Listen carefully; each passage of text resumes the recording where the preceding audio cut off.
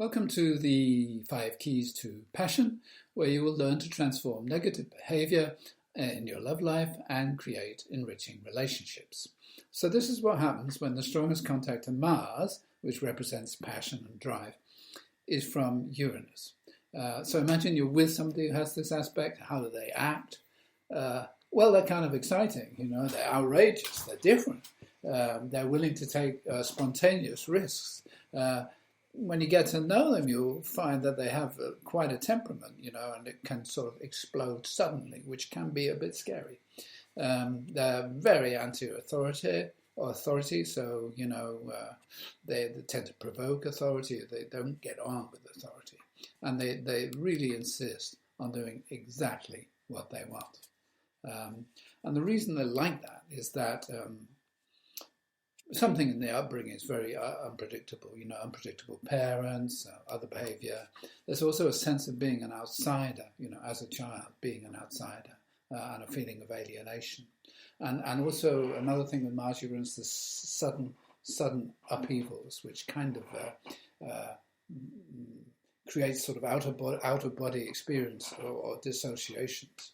So how does it feel for you being in the relationship? Well, it can make you nervous. You may be frightened of provoking an over-the-top reaction. And also, your existence might be a bit unsettled because, suddenly a radical change takes place and you're carried along. Sexually, there may be sort of some strangeness, slightly kinky, but on the other hand, pretty electric. If you get these explosive situations arising, you don't want to provoke the person. Best just to leave the scene and wait till it blows over. It's all right. So Mars-Uranus in a partner's horoscope, it brings exhilaration and excitement, opens up a new range of possibilities, just as long as there's not too many disruptions.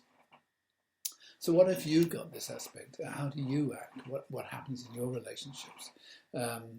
First of all, you pretty much want to work as an independent agent. It's not very nice working for other people with this one. You might like extreme sports, anything that goes fast.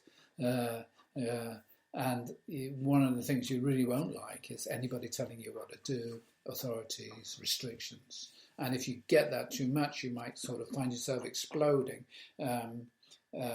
Exploding, when you kind of know it's coming, but you cannot stop it. It just comes.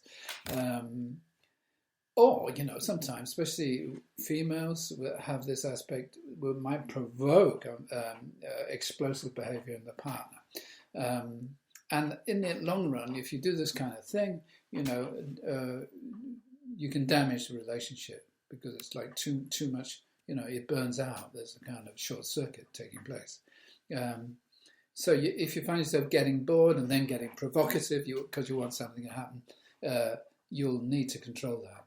And, it might be because you had a father or a brother or some other male in your life as a child who was very unpredictable, frighteningly unpredictable.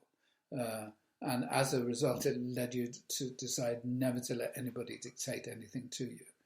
So this kind of shock, shouting, violence, an accident or something like that, it can sometimes give a dissociation or out of the body experience, or it can just be an unsettled child with lots of moves and that kind of thing. So what do you need to do? Don't give way to your temper. Just find a method. Leave. It's never worth it. It's destructive. Don't be too impulsive.